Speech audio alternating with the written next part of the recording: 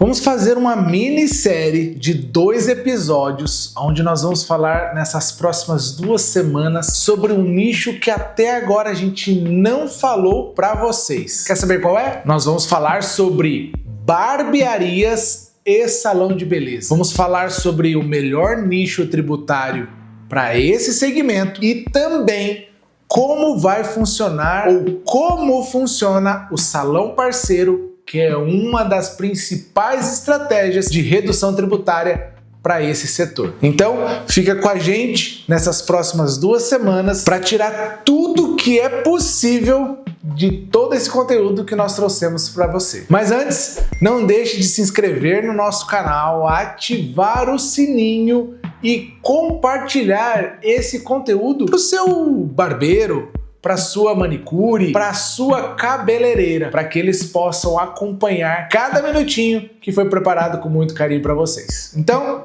roda a vinheta!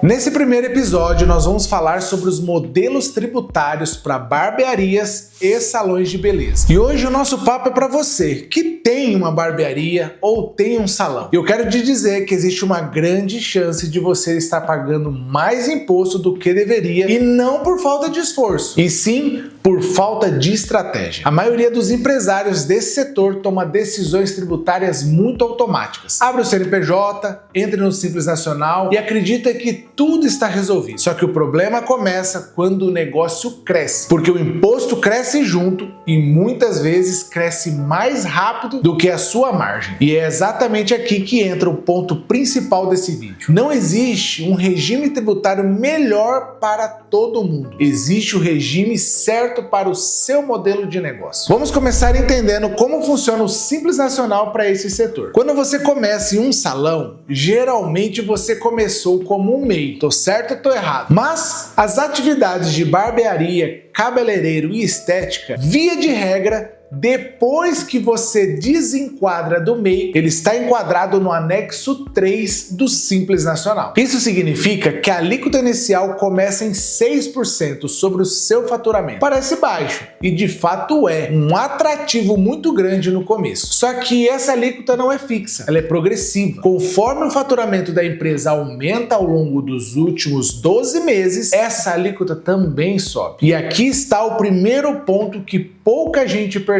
Crescer sem planejamento tributário pode fazer você ganhar mais e lucrar menos. Vou te dar um exemplo simples. Imagina um salão que começou faturando 20 mil por mês. A carga tributária é relativamente baixa. Agora, esse mesmo salão cresce e começa a faturar 70 mil reais, 80 mil reais por mês. Ele continua no Simples, mas já está em outra faixa, com uma alíquota efetiva bem maior. E o problema é que esse aumento de imposto não vem sozinho. Ele vem junto com aumento de custos, equipe maior, estrutura maior, e se isso não estiver bem organizado, a margem começa a ficar muito apertada. Agora entra um ponto importante. O Simples Nacional não é errado. Ele é muitas vezes a melhor porta de entrada, mas ele não pode ser tratado como uma decisão definitiva. À medida que o negócio cresce, precisa ser reavaliado. E aí entra um segundo regime, que é o lucro presumido. No lucro presumido, a lógica é completamente diferente. O governo presume que o seu lucro é de 32% e sobre o faturamento vem os seus impostos calculados com base nessa presunção. Isso traz uma previsibilidade maior. Você não tem aquela progressividade do Simples. Por outro lado, você precisa analisar se essa presunção faz sentido para a sua realidade. Se o seu salão tem uma margem muito apertada, o presumido pode ser pesado, mas se você tem uma operação bem estruturada, com boa margem e controle de custos, ele pode ser competitivo. E aqui entra o erro clássico. Muitos empresários crescem dentro do Simples, chegam em um faturamento alto e nunca fazem essa comparação com o lucro presumido e continua pagando mais impostos simplesmente por uma inércia. Agora,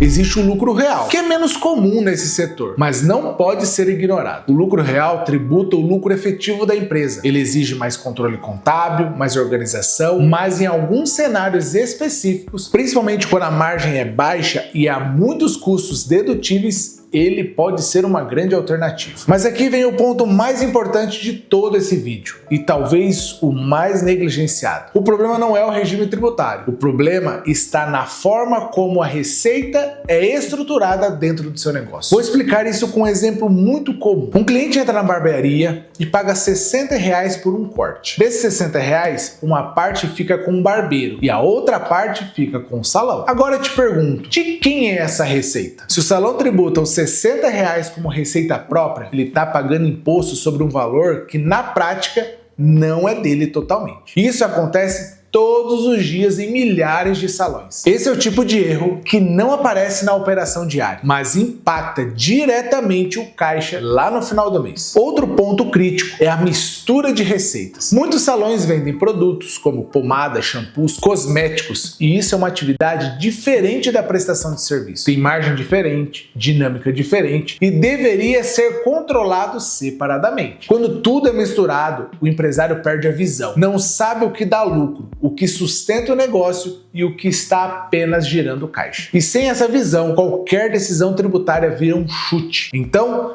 guarda isso. O regime tributário é importante, mas ele é consequência de algo muito maior, que é a estrutura do seu negócio. Se você não organiza como o dinheiro entra, como ele é distribuído e o que realmente é receita sua, não existe regime que resolva. Agora, olhando de forma estratégica, o que um salão precisa fazer? Primeiro, entender seu faturamento real e a sua margem. Segundo, separar claramente o que é receita própria e o que é de terceiros. Terceiro ponto, revisar periodicamente o regime tributário, principalmente quando o negócio está crescendo. E o quarto é ter controle financeiro, porque sem números não existe gestão. E talvez o mais importante é parar de tratar imposto como um problema isolado. Ele é reflexo direto da forma como o seu negócio está organizado. Se você ajustar a estrutura, o imposto naturalmente se ajusta. Se você ignora a estrutura, o imposto vira um custo descontrolado. Então, antes de sair procurando o melhor regime,